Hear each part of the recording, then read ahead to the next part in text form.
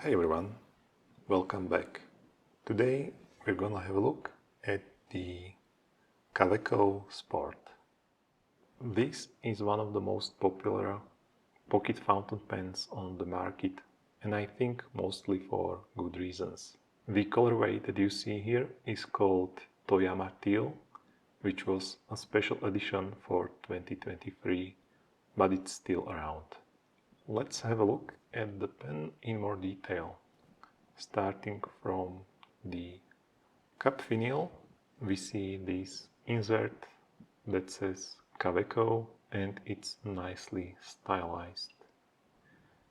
Cup then tapers up slightly towards this faceted shape. It has 6 facets and then tapers down towards the body. The clip is an optional accessory. There is a little Kaweco logo on the clip and there are several clip designs that you can choose from. It slides in and out quite easily, so you can adjust the position, you can cover the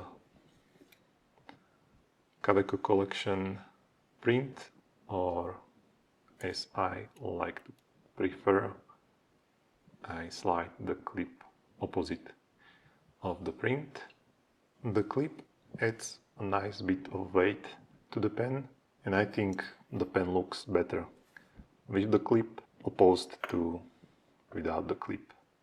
Unfortunately, the clip is not super functional. I think it's way too tight, especially because as you are trying to use the clip, it can easily slide out of the cup, but I still prefer the pen with the clip.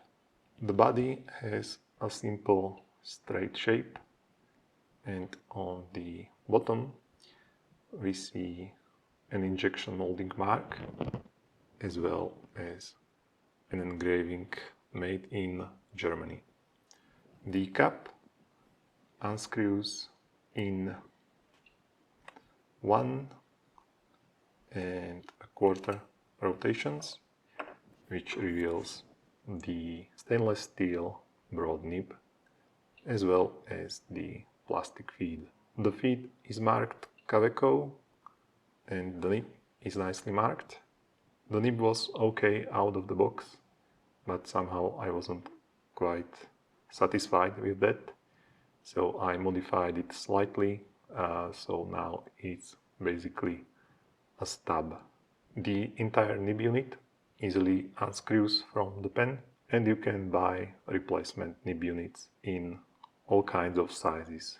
There are 5 regular nibs from extra fine to double broad, and 4 stub nibs ranging from 1.1 to 2.3.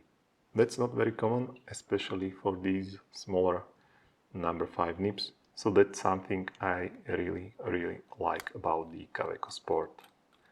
Unscrewing the pen body gives us access to this cartridge filling system. Kaweco started making a mini converter for the Sport this year, but I like to refill my cartridges and the converter does not really offer much larger ink capacity than a cartridge, so I don't really see the point of it. The threads here are nicely made. I don't really have any issues with that. The section, however, I think could have been a little bit wider.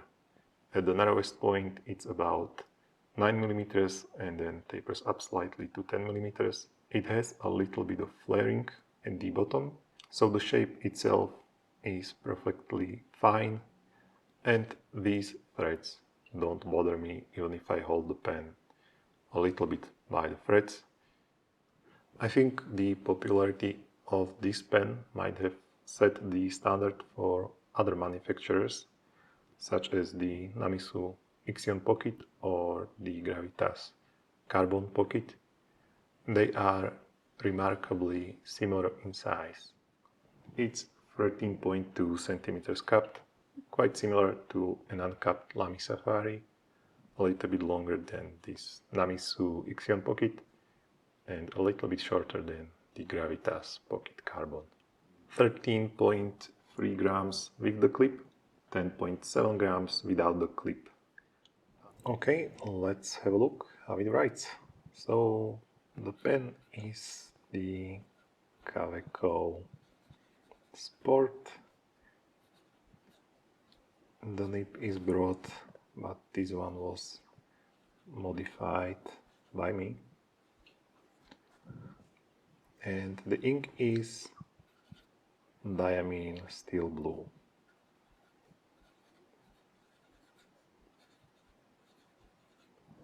You can see here that it's much more green than something like the Lamy turquoise or diamine aqua blue, and it's less green than the Robert Oster Waterworld that was a limited edition for the Dutch pen show this year. Let's have a look at hard starts. Absolutely no issues in any direction. So I think the feed itself works quite well. As soon as you hold the nib in a correct angle, then there are no flow issues. This here was my fault. When it comes to wetness, I modified the nib to be quite wet, and it is. Horizontal, vertical, line variation, there is quite a bit of it. I left the nib with a bit of feedback. I think that works well with these stub nibs. When it comes to flex,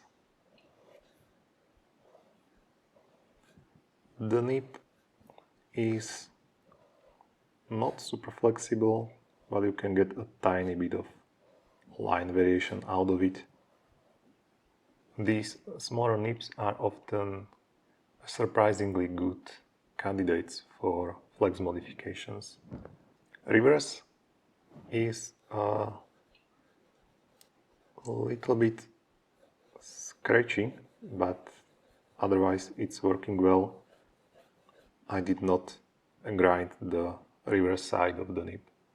The nib was just okay at the beginning, but now that I have modified it to this stub, I'm super happy with it. Ergonomically, I think the section could be a little bit wider, but other than that, I have no complaints. The pen is long enough for me. It's a little bit back-weighted with the clip, but without it, it's a bit too light. But the pen being slightly back-weighted doesn't bother me, as the clip sits right on my hand. Overall, I think there is a lot to like about this pen. It comes in many different finishes, 9 nib options, several clip options, or you can even use it without the clip just fine. It will not roll as the cap is hexagonal and the size is generally fine. Build-wise, it's okay for the price category, but really it's not anything special. You can see the injection molding mark on the back and on the section, but I have not heard of any complaints about this pen cracking or having any other build issues. The cap seals extremely well. You can have the pen on your desk for a couple of weeks and it will still start without any issues. It's one of the most affordable pocket pens that you can get. It doesn't really have any direct competition. Everything else can be a lot nicer, like this Namisu Ixion Pocket or pocket pens from Gravitas. These offer much better materials, number 6 size the nibs, and they are not that expensive, especially for Gravitas, especially if you choose something like an aluminum version. And this is also not a super affordable pen. In Europe it's about 25 euros plus 4 for the cheapest clip, which is this one. And in the US The price starts at around $31 plus $5 for the clip. And despite it being not the most affordable injection molded plastic cartridge filled fountain pen, I think it's well worth the money. That's all for today. Thanks for watching. I'll see you in the next one. Bye.